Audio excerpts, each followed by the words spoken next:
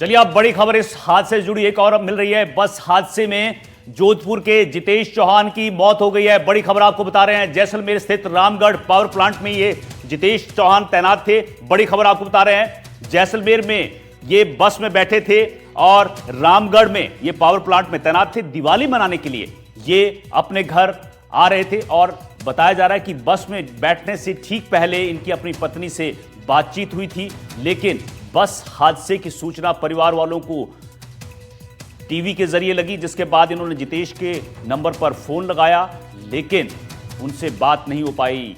TV पर बस हादसे की खबर देखने के बाद घर वालों को चिंता हुई। उसके बाद ये सभी लोग अस्पताल पहुंचते हैं। जो घायल हुए हैं उनको ईश्वर शीघ्र स्वास्थ्य लाभ प्रदान करे, उनके कष्टों से उनको मुक्त करे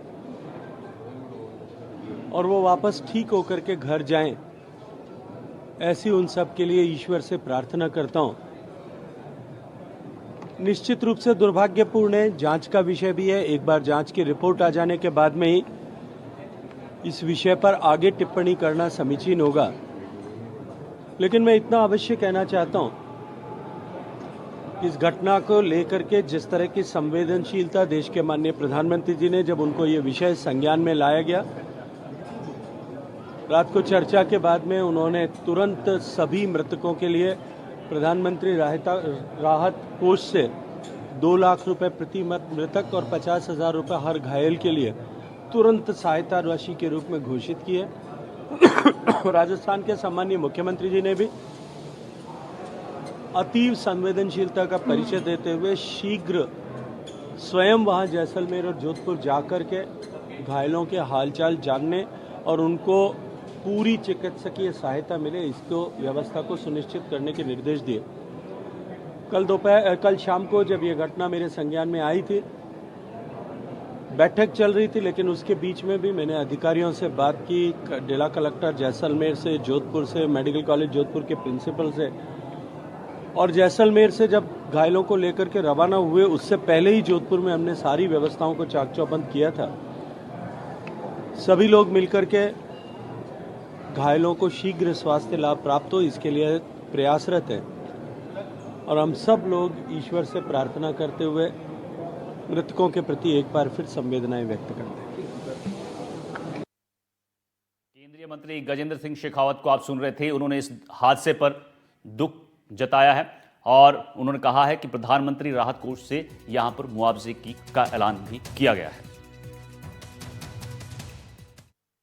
देखिए, निश्चित रूप से बहुत ही दुखद, हृदय विदारक घटना है और 25-26 लोगों की गंभीर रूप से घायल हैं। 15-16 की जो डेथ होने के समाचार प्राप्त हो रहे हैं और बहुत ही दुखद घटना है। इस तरह की घटनाएं सबको हमको झंझोर देती हैं।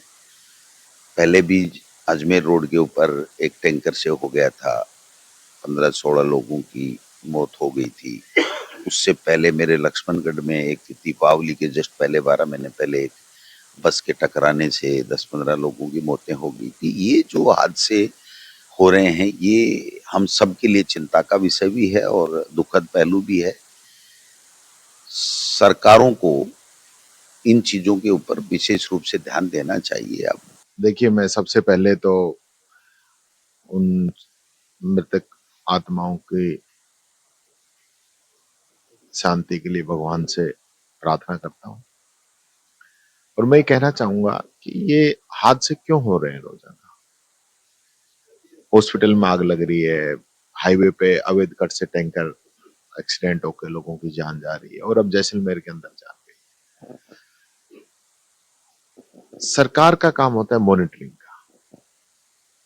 बस की फिटनेस नहीं है, कौन देखेगा? बस में कितने लोग सवार हैं, कौन देखेगा? बस का इंश्योरेंस है या नहीं है, कौन देखेगा? बस में पटाखों का अवैध परिवहन हो रहा है, कौन देखेगा?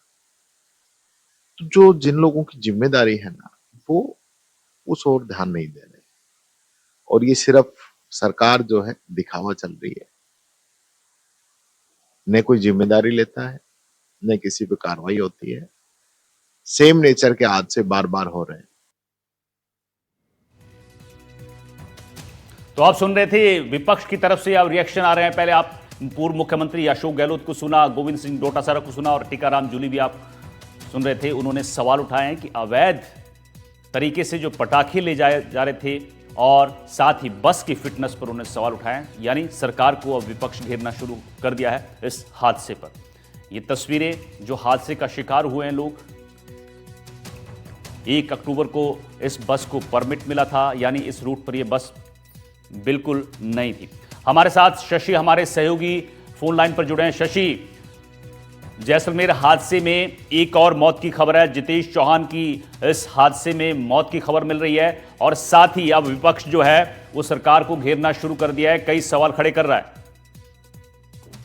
देखिए, विपक्ष अपना काम करेगा, सत्ता पक्ष अपना काम करेगा, लेकिन इस बीच में सवाल यह है कि क्या ट्रांसपोर्ट की जो अथॉरिटी है वो अपना काम नहीं कर रही है क्या, और वो अपना काम नहीं कर रही है इसलिए बाकी दूसरों को काम करने का मौका मिल रहा है। दरअसल ये बस जो थी वो मॉडिफाई कराई गई थी, सामान्य बस थी।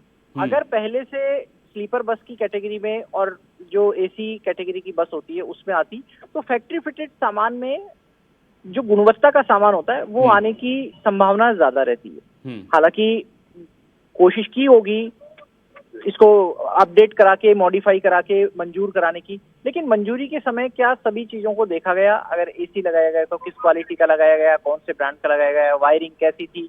सबसे ज्यादा शिकायत वायरिंग को लेकर के होती है, क्योंकि अगर वायरिंग कमजोर है तो शॉर्ट सर्किट की आशंका बहुत ज्यादा हो जाती है।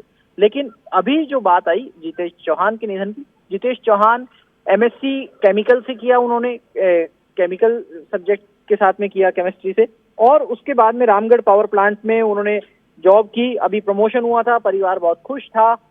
प्रमोशन के बाद परिवार साथ में दीपावली मनाना चाहता था और इसीलिए जितेश चौहान छुट्टी लेकर के रवाना हुए थे और बस में बैठने से पहले अपनी पत्नी को फोन किया, बताया कि बस में बैठ रहे हैं, जोधपुर आ रहे हैं। और थोड़ी देर बाद जब टीवी के जरिए, मीडिया के जरिए परिवार को पता लगा कि ऐसा हादसा हो गया तो मन में अनिष्ट की आशंका हुई। फोन लगाया जितेश चौहान को, लेकिन फोन नहीं लगा। उसके बाद से परिवार कोशिश कर रहा था, फिर पुलिस से संपर्क हुआ। पुलिस ने बताया कि जितेश चौहान इस गाड़ी में अगर थे तो आप आइए। फिर देखा यात्रियों की लिस्ट में तो उनका भी नाम था। परिवार का जो डीएनए सैंपल है उसके लिए उनके बड़े भाई हैं। ठीक है शशि, बहुत बहुत शुक्रिया आपका इस जानकारी के लिए। तो यह हादसा कई सवाल खड़े कर गया है और आपको बता दें कि यहां अवैध पटाखों का परिवहन भी किया जा रहा था इस बस में। उस पर भी विपक्ष की तरफ से सवाल उठाए हैं, लेकिन 20 जिंदगियां यहां पर खत्म हो गई। लापरवाही किसकी है? बड़े सवाल ये हादसा खड़े कर गया। फिलहाल यहां